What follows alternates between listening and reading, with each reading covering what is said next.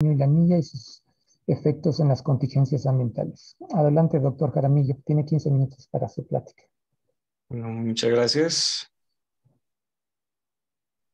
Bueno, como primero, muy buenas tardes. Quiero agradecer la invitación de los organizadores de este taller, en particular al doctor Páramo y al doctor Zavala. Para esta plática me pidieron hablarles sobre el niño y la niña y sus efectos en las contingencias ambientales. Quise de alguna manera sintetizar de una forma didáctica todo lo que hemos aprendido en las excelentes pláticas que hemos escuchado en este taller, las cuales pues han discutido temas de bastante interés. Siguiente diapositiva, por favor. Bueno, creo que en este punto del taller queda claro que hay una relación muy importante entre los fenómenos meteorológicos y la calidad del aire. Y ese es justamente el objetivo de este taller. Pero antes de decir cualquier cosa, debo aclarar y enfatizar que los fenómenos meteorológicos por sí solos no generan las contingencias ambientales, no generan la baja calidad del aire, pero sí pueden generar condiciones favorables para que esto ocurra. Podemos mencionar algunas formas en las que la meteorología puede ayudar a la formación de contingencias ambientales, en particular para la región del Valle de México. No es una lista exhaustiva, pero voy a intentar mencionar las más importantes. Siguiente, por favor. Por ejemplo, tenemos el transporte de contaminantes de un lugar a otro. Los vientos pueden transportar los contaminantes de su lugar de origen a regiones alejadas. Y ejemplos de esto puede ser el transporte de material particulado asociado a la quema de biomasa, que puede reducir la calidad del aire en las regiones donde ocurren los incendios, pero también pueden ser transportadas a otras regiones. Otro ejemplo bastante ilustrativo, aunque no es específico para el Valle de México, pero sí afecta a la península de Yucatán, es la bien conocida llegada de polvo del Sahara. Siguiente, por favor.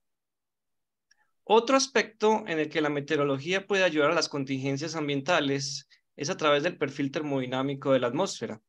Por ejemplo, un perfil en el que la temperatura disminuye con la altura, que llamamos un perfil termodinámico inestable, permite la mezcla de la atmósfera y por tanto ayuda a la dilución de los contaminantes.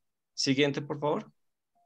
Pero si tenemos, en este caso, una inversión térmica en donde la temperatura aumenta con la altura, diremos que tenemos condiciones estables, lo que produce una atmósfera más quieta y por tanto se produce estratificación y acumulación de los contaminantes que se están produciendo en la superficie. Siguiente, por favor. Por esta razón, como mostraron muy bien las dos presentaciones anteriores de la doctora Burgos y el doctor García, es importante estudiar cuáles son las características de esta capa de mezcla de la atmósfera y los procesos termodinámicos que ocurren en ella, además de estudiar el ciclo diurno de esos procesos.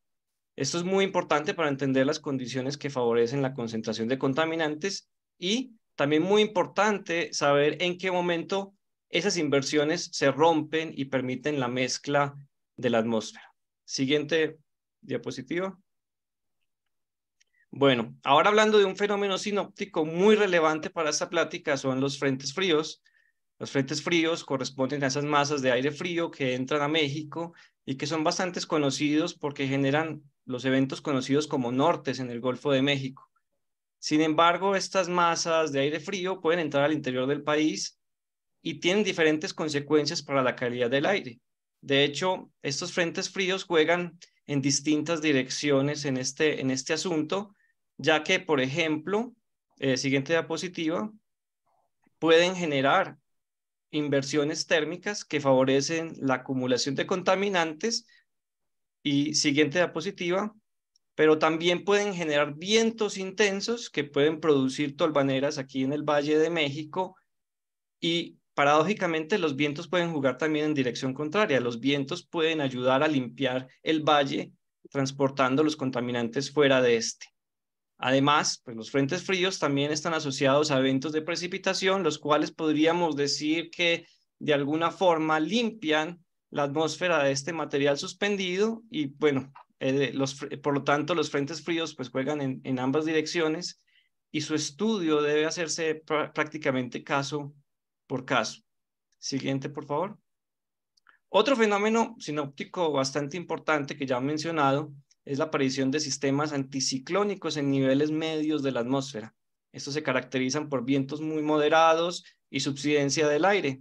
Estos vientos bajos hacen entonces que los contaminantes se acumulen en las regiones en donde se están produciendo, mientras que la subsidencia genera condiciones de cielos despejados que permiten una mayor entrada de radiación a la superficie, lo que permite o favorece la formación de otros contaminantes como el ozono. Siguiente diapositiva. A su vez, tenemos también en particular que la topografía del valle permite que esta subsidencia actúe como una tapa, una inversión, produciendo la acumulación de los contaminantes al interior de este. Siguiente, por favor. De hecho, ya han mencionado en las pláticas anteriores algunos estudios que muestran que estos eventos anticiclónicos son los principales responsables de eventos de contingencias ambientales por ozono en el Valle de México. En particular, algunos de estos estudios han mostrado que estos sistemas parecen ser mucho más frecuentes durante la niña, lo que discutiremos más adelante. Siguiente, por favor. Por último, pero no menos importante, se debe mencionar que existen otros procesos dinámicos que ocurren a una escala más local, en donde estas circulaciones locales pueden favorecer la acumulación de contaminantes en ciertas regiones del Valle de México. Por supuesto, esto que acabo de hacer no es una descripción exhaustiva de todas las posibles formas en que la meteorología puede generar condiciones favorables para las contingencias ambientales, pero considero que tal vez son algunas de las más relevantes para el Valle de México. Siguiente diapositiva. Bueno, ahora que ha quedado claro que existe una relación entre la meteorología y la calidad del aire, podemos reconocer que los fenómenos que modulan la meteorología tendrán un impacto también en la calidad del aire. Ahora, si estudiamos cualquier variable atmosférica u oceánica, por ejemplo, aquí tengo una serie asociada a un índice asociado al niño y la niña, también, por ejemplo, una figura que mostró el doctor García en la presentación anterior, donde muestra cómo varía año a año la altura de la capa de mezcla. Entonces vemos que existen variaciones año tras año. Por ejemplo, en este caso, esta diapositiva, hay años más calientes y hay otros años más fríos. Y esta variabilidad año tras año se debe a distintos fenómenos climáticos. No tenemos tiempo para mencionarlos a todos, pero sin embargo, a esta escala interanual, el más importante es sin lugar a dudas el fenómeno llamado el Niño Oscilación del Sur, o ENOS por sus siglas. Este fenómeno es un fenómeno donde interactúa el océano y la atmósfera. La señal oceánica es bastante clara. Aquí en la figura de la derecha podemos ver que la niña corresponde a temperaturas más frías en la superficie del mar, en esta región central del Pacífico, mientras que el niño es el caso opuesto, en el que tenemos temperaturas por encima del promedio en esta región. Siguiente, por favor. Este fenómeno, entonces, no solamente es en el océano, tiene consecuencias en la dinámica oceánica que no vamos a discutir, pero también se acopla con la atmósfera y modifica cómo es la circulación atmosférica en el trópico, favoreciendo regiones donde vemos el ascenso de aire, que favorecerá la precipitación, y regiones en donde hay descenso de aire, en donde favorece o inhibe la precipitación asociada a estas subsidencias que vemos en la figura y que pues vemos que son distintos los patrones en función de si es niña o es niño.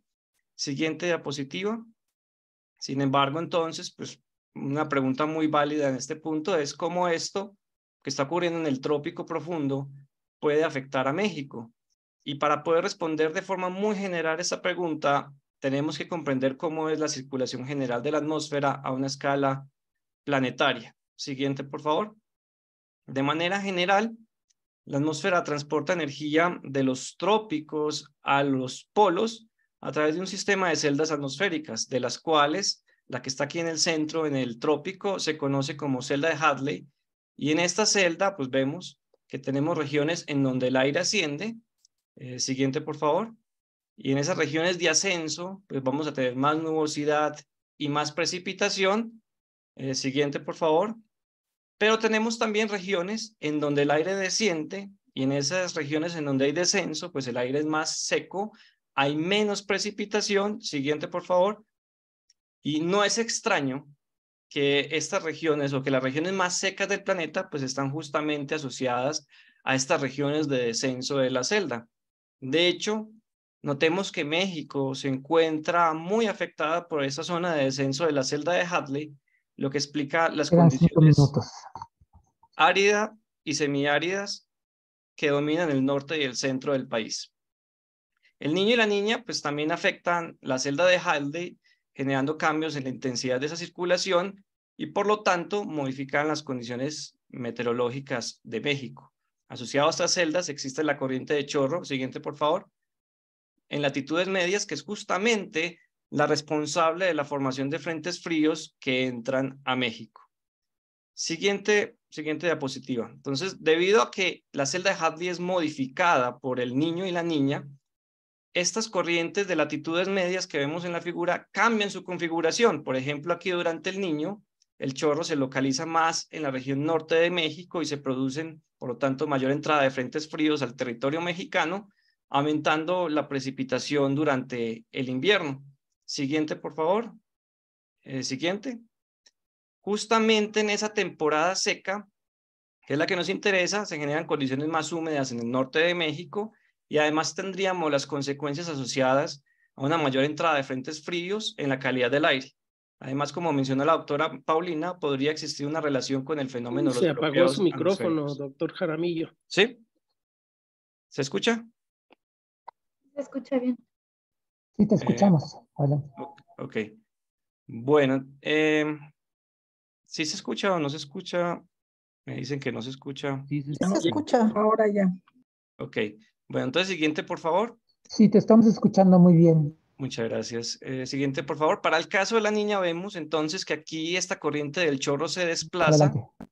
por lo que entran menos frentes fríos a México, se generan condiciones en la temporada seca aún más secas. Y siguiente, por favor. Y otra vez siguiente.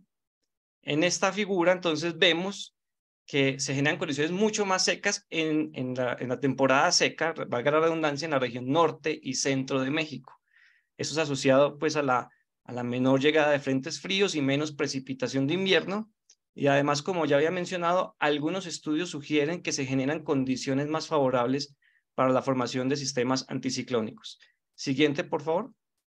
Bueno, por último, me parece importante mencionar que tanto el niño como la niña pueden generar condiciones más secas en ciertas regiones del territorio y estas condiciones pueden favorecer pues, la formación de incendios forestales. Vale pues la pena mencionar, ya que estos incendios afectarán la calidad del aire en las regiones donde ocurran, pero también pueden afectar otras regiones gracias al transporte que la atmósfera puede hacer de estos productos de la quema de biomasa. Bueno, finalmente, siguiente diapositiva. Pues el resumen, creo que queda claro que los fenómenos meteorológicos pueden generar condiciones favorables para las contingencias ambientales. Solamente he mencionado algunos ejemplos de lo que considero podrían ser más importantes o relevantes para el Valle de México, pero no es exhaustivo, por supuesto. Siguiente, por favor. Y esta relación con la meteorología, pues es importante entender que los fenómenos climáticos también tienen una influencia. El niño y la niña pues son bastante importantes y tienen consecuencias para la temporada seca en México, que es la que justamente nos interesa, ya que es el periodo en donde ocurren principalmente las contingencias. Y pues en resumen, durante el niño hay una mayor entrada de frentes fríos, con la implicación en el aumento de lluvia de invierno. Por esta razón, pues podríamos tener más impacto sobre la generación de tolvaneras dentro del valle, y sin embargo, como mencioné, los impactos de los frentes fríos pueden ser opuestos y se debe ser cuidadoso y estudiar caso por caso. Durante la niña, pues hay una menor entrada de frentes fríos, con una implicación en la disminución en la lluvia de invierno para la región centro y norte de México, que genera condiciones mucho más secas en estas regiones, y pues algunos estudios sugieren una mayor presencia de sistemas anticiclónicos durante esta fase, lo que favorece la ocurrencia de contingencias por ozono. Bueno, muchísimas gracias. Siguiente diapositiva. Están las referencias que mencioné y pues muchas gracias. Aquí están mis datos por si desean hacer preguntas o comentarios. Muchas gracias, Alejandro, por tu plática tan interesante. Sí, has tocado un punto crítico. Si bien las condiciones meteorológicas pueden generar condiciones adversas o favorables para la dispersión de los contaminantes, falta otro elemento importante que es la química y las emisiones que la ecuación requiere y que necesitamos para poder mejorar los pronósticos. Muchas gracias.